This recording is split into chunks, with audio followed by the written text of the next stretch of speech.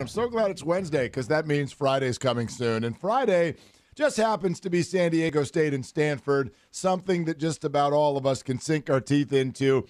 The coach of the offensive line for the Aztecs, Mike Schmidt, now joins us. Coach, really great to have you.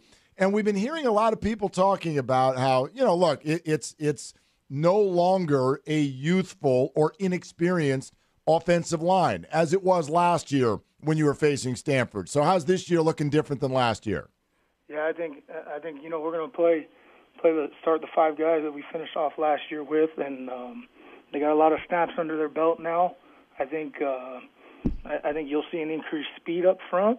I think they're a lot more confident group. They've seen a bunch of different looks going through last season and to where we are now. So I think the confidence factors should pay off big here going into year two with this young group. Hey, I got to ask you about this defense that you faced last year and the defense you'll see on Friday night. They look different. On tape, they're going to have to look different after this one. Harrison Phillips was an absolute monster in the middle for the Cardinal last year. He gets drafted. He's out of the way. Is there a sigh of relief here, or have they reloaded at defensive line? And who's the problems on defense for this offensive line? Yeah, they losing big 66 in the middle is he was a big time player for them, and we know we played against his backup a year ago, number 57. We know they got good young depth in the D line. They'll rotate a little bit in there, so we'll have our hands full. They're a big, strong group that plays gap control defense, and they let their linebackers run free. So. The critical thing is going to be working through that first level and getting hats on the second level. And when we do get to the second level, create enough space in there so our backs can run free. Coach, speaking of your backs, I think it's so fascinating that different types of backs have been able to put up the same kind of numbers the last few years, from a Pumphrey, to a Penny. And now Juwan will get in there. For your guys, Is there anything to knowing the style and size of the back behind them? Does that create any sort of issue for them? We don't take into consideration who's back there. I mean, I think up front we got to establish our own identity, our own style of play, and hopefully in us doing that and coming off the ball with great intensity, whatever back's back there can have some success. Mike, I've spent some time in that offensive line room. I love the way you talk to the guys. There's a ton of accountability going on in that room. Take the listeners inside the offensive line room. Every offensive line coach I've had has certain commandments their group needs to follow. What's important to you? What's important to you as a group?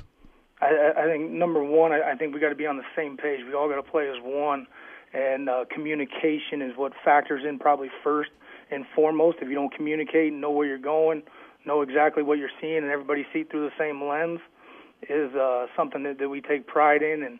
And once we start seeing through that lens, and I think year two it'll be a little clearer for our guys.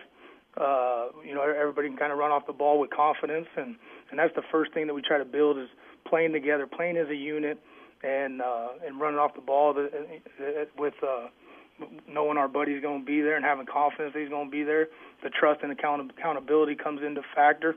And then overall, I don't think you can be very good up front if you're not tough physically and mentally, and that's what we try to ingrain in our guys. Offensive line coach Mike Schmidt, Aztecs, joining us. Mark and Rich, what you were just talking about there at the end, Coach, in terms of the type of guy. You're talking about tough-minded people. I don't know if you know this. Our radio station is just drunk with offensive linemen. We got Rich here. We got old Nick Hardwick in the morning. And so I've noticed some characteristics about offensive linemen, not necessarily guys that need the spotlight. They're protective of the people around them, things that would translate to what they're doing on the football field. How much is that on your mind when you guys are looking at bringing guys in? Oh, it definitely is, and I think we look hard into a kid's personality and make sure he's a fit in the room. Some of it you take guys on potential and other things like that, and then hopefully the atmosphere you have in your room, gets them to buy into the same things that you're preaching. So it's kind of half and half. You got to have the guys with that Type A personality come right in, and then other guys you're trying to mold into that into that aspect, but we do look hard into the personality of the guys up front that we bring in. It's a young group, all second-year starters now, but if you think about it, there's a lot of inexperience still and some things to work on. Who's taken the reins? Who's become the leader of this group? Yeah, I think the guy that has stepped up the most this far is Keith Ishmael. He'll be starting at right guard for us. He's a guy who communicates well and shows up to practice every day with a great attitude. And I think some of the guys are starting to follow along in his footsteps, and he's doing a good job as a sophomore for our unit. Coach, I also wonder this. I've heard so many stories. Ephraim Salam years ago at San Diego State was an example of this as a guy who showed up. He thought he was a basketball player. I don't even know if he was, much over 200 pounds. And then the next thing you know, a few years later, he's heading to the NFL as an offensive lineman. What do you feed these guys? Like, what goes into the process of building these gargantuan human beings? They get fed pretty well around here, I promise you that. Better than probably when me and Rich played. That's right. But they get well taken care of, and we make sure that they hold their weight. Or we still got a couple young guys in the program trying to cut a little bit of weight from when we first recruited them, but they get fed well around here.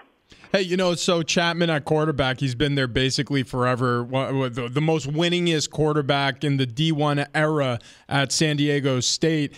I look at what you can do with a guy who understands the offense as well as this quarterback does, and now a second year with many of these starters on the offensive line. Are we at the graduate level here? Are we going to see a lot more changes of play at the line of scrimmage, some more audibling than we did last season? Yeah, I really believe that's kind of in the plan this year. I think Chapman can handle it, and he has a good understanding of what we're doing on offense. But at the same time, last year you saw a lot of stagnant sets and stuff like that. We didn't want backers moving and stuff like that, where I think year two our guys can handle a little bit of movement, get defense on the edge a little bit, get their feet buzzing on the snap, just so their eyes are in different places. So we should be able to move around a little bit on offense a little bit more, and at the same time getting premium looks when the defense is giving us something, have game plan strategies and audibles to get us in the right play. Coach Mike Schmidt, offensive line. Hey, Coach, go get him on Friday night. We look forward to seeing you up there. Thanks for coming on. Thank you, guys. You guys have a great day.